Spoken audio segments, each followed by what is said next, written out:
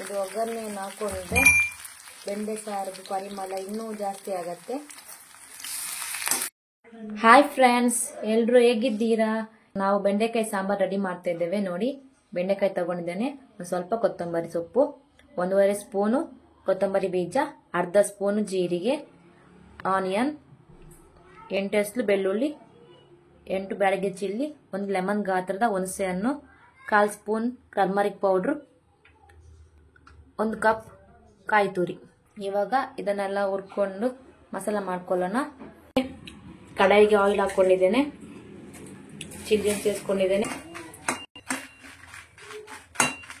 ಜೀರಿಗೆ ಮತ್ತೆ ಕೊತ್ತಂಬರಿನ ಆ್ಯಡ್ ಮಾಡ್ಕೊತಿದ್ದೇನೆ. ಇದಾಯಿತು, ಮಿಕ್ಸಿಗೆ ಹಾಕ್ಬಿಟ್ಟು ನಾವು ರುಬ್ಕೊಳ್ಳೋಣ.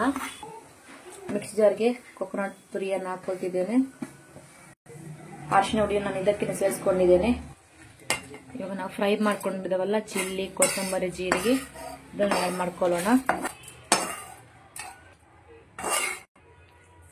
ಒಂದು 4 ಬೆಳ್ಳುಳ್ಳಿ ಹಾಕೊಂಡಿದ್ದೇನೆ, ಹುಣಸೆಹಣ್ಣು ಹಾಕೊಳ್ತಿದ್ದೇನೆ, ಅರ್ಧ ಆನಿಯನ್ ಹಾಕೊಳ್ತಿದ್ದೇನೆ. ಇವಾಗ ನೀರು ಆ್ಯಡ್ ಮಾಡ್ಕೊಂಡಿದ್ದೇನೆ. ಇದನ್ನು ಇವಾಗ ರುಬ್ಕೊಂಡು ಬರ್ತೇನೆ. ಪಾತ್ರೆಗೆ ಬೆಂಡೆಯನ್ನು ಹಾಕೊಂಡಿದ್ದೇನೆ. ಇವಾಗ ಹುಣಸೆಹಣ್ಣು ನೆನೆಸಿಟ್ಟಿದ್ದಾರಲ್ಲ, ಆ ನೀರಿಂದಲೇ ಇದನ್ನು ಬಾಯ್ಲ್ ಮಾಡ್ಕೋಬೇಕು ನಾವು. ಇದಕ್ಕೆ ಸ್ವಲ್ಪ ಅರಿಶಿನ ಹುಡಿ, ರುಚಿಗೆ ತಕ್ಕಷ್ಟು ಉಪ್ಪನ್ನು ಸೇರಿಸ್ಕೊಳ್ತಿದ್ದೇನೆ. ಇವಾಗ ಮುಚ್ಚಿಬಿಟ್ಟಿಡೋಣ ನಾವು. ಇವಾಗ ಓಪನ್ ಮಾಡ್ಕೊಳ್ತಿದ್ದೇನೆ. ಇವಾಗ ಇದಕ್ಕೆ ರುಬ್ಕೊಂಡಿರೋ ಮಸಾಲವನ್ನು ಆ್ಯಡ್ ಮಾಡ್ಕೊಳ್ತಿದ್ದೇನೆ. ಸ್ವಲ್ಪ ನೀರನ್ನು ಸೇರಿಸ್ಕೊಂಡಿದ್ದೇನೆ.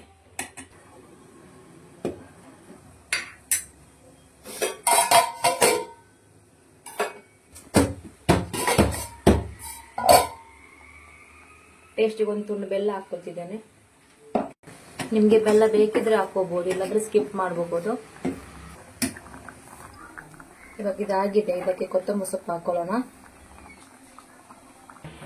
ಇವಾಗ ಬೆಂಡೆ ಸಾಂಬಾರಿಗೆ ಒಂದು ಒಗ್ಗರಣೆ ಹಾಕೋಣ. ಕಡಾಯಿ ಇಟ್ಕೊಂಡಿದ್ದೇನೆ, ಆಯಿಲ್ ಹಾಕೊಳ್ತಿದ್ದೇನೆ. ಇವಾಗ ಸಾಸಿವೆ ಹಾಕೊಳ್ಳೋಣ.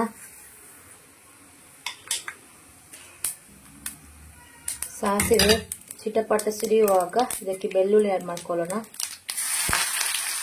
ಕರಿಬೇವನ್ನು ಆ್ಯಡ್ ಮಾಡ್ಕೊಂಡಿದ್ದೇನೆ, ಚಿಲ್ಲಿಯನ್ನು ಹಾಕೊಂಡಿದ್ದೇನೆ. ಇದು ಒಗ್ಗರಣೆಯನ್ನು ಹಾಕೊಂಡ್ರೆ ಬೆಂಡೆ ಸಾರು ಪರಿಮಳ ಇನ್ನೂ ಜಾಸ್ತಿ ಆಗತ್ತೆ.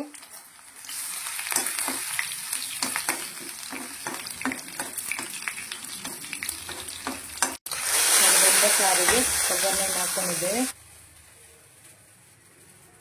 ನೋಡಿ, ಗಮ್ ಅಂತ ಬರ್ತಾ ಇದೆ ಸ್ಮೆಲ್. ನನ್ನ ವಿಡಿಯೋ ನಿಮ್ಗೇನಾದ್ರೂ ಇಷ್ಟ ಆದರೆ ಲೈಕ್ ಮಾಡಿ, ಶೇರ್ ಮಾಡಿ ಆ್ಯಂಡ್ ಕಮೆಂಟ್ ಮಾಡಿ ಫ್ರೆಂಡ್ಸ್. ನೆಕ್ಸ್ಟ್ ವಿಡಿಯೋದಲ್ಲಿ ಸಿಗೋಣ. Bye friends.